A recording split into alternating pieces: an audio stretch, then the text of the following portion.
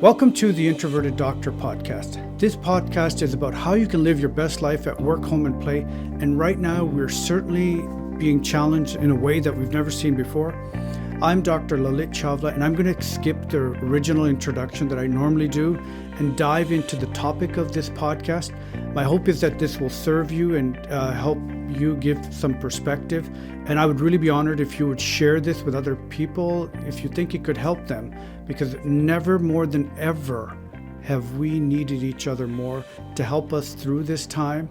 And so if you think this could help, I would be honored. One question or statement that many people have asked doctors or nurses or anyone who works in healthcare, I've certainly had this question, is, I could never do what you do. How do you deal with the traumatic events and all those intense situations? You know, if you're in healthcare, I'm sure you've heard that question, right? And I'll share with you one reason why I think people think they couldn't deal with challenging or scary situations. And I'm going to do that by sharing with you a personal scary story that happened to me during my medical training as a young doctor, when I was in my residency or internship, depending on how you define it. And I think this will really help put some perspective in what we're dealing with in our current lives, and perhaps also give some other inspirational motivation to change things as well.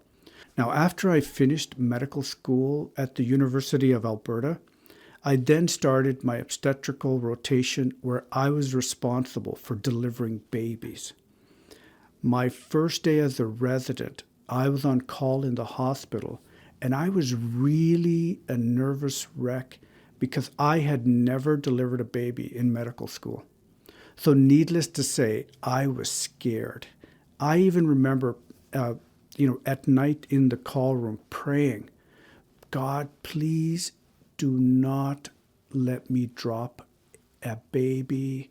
Please guide me through this obstetrical rotation.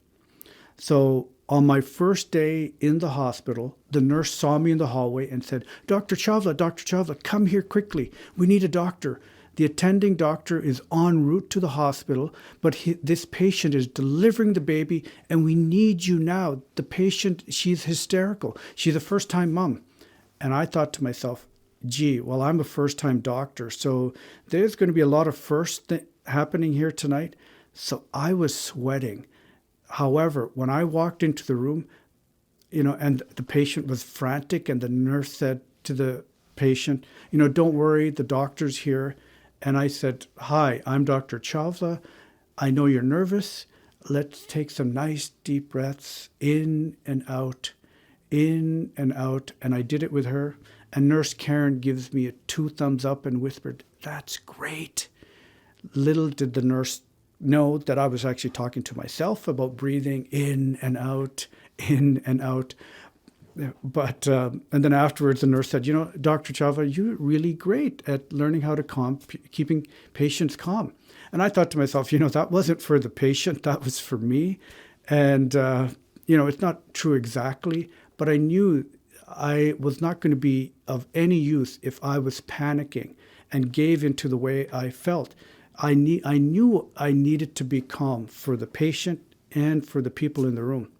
So when it actually comes down to actual stressful events, and anybody who's been in healthcare, whether you're a doctor, nurse, physiotherapist, occupational therapist, etc., we know at some point in our lives and in our profession, we're going to be dealing with traumatic events, stressful events, and we know we have to be calm. And at some point in our training, whether it's a conscious choice or an unconscious choice, we all have made a decision to be calm and collective when things get crazy or worrisome. Because we know that our behavior is going to set the stage and the tone for everybody else in the room. And I can tell you, for many of us, when we first started, we were scared or anxious when we first were in a trauma. And, if you're in healthcare, you were probably thinking, oh my goodness, what's going on? And you were nervous. Your heart is just going 100 miles an hour. But then when you see other people who are modeling calm and collective behavior, then, you think, I've got to be like that too. And then you think, you know what? I want to be like that in the future, to be calm. Now, making this choice is not only happens in the medical profession, but it happens in policing, paramedics, fire departments. And at some point in those fields, everyone is making a conscious choice of how they will behave as an individual. They've decided, I'm going to be a good role model. I will set the stage for others because that is the solution. And it happens in other professions too, but I'm just using those as an example because we know, and I know you know this too, and I'm talking to the converted, that we're all responsible for the energy we put out there, and that ultimately affects the energy of the people around us. And that lesson is hopefully will also take into our personal life as well. As an adult, as a parent, we are responsible for how we set the stage of the energy in our family life and how we will be models for our children, our friends, and others according to the way we act, especially in times of concern or stress in what we're dealing with. And I know you know this, but this is really more of a reminder for many of you. And this situation with the virus, it not only affects people's physical health, but it's really having an impact on people's financial health. And as you know, as I've said before, anxiety and fear will not help us navigate us through this time.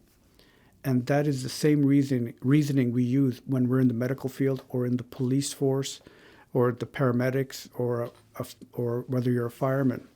We know that fear and anxiety decreases and often eliminates our ability to find solutions.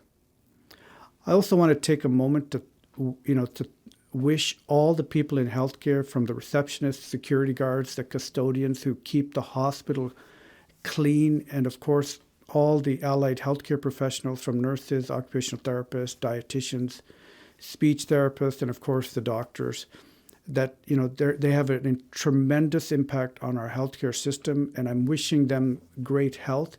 And I thank their families for their personal sacrifices to keeping the community healthy. And in so many ways, whether you're in healthcare or not, you're all making a difference in the lives of so many.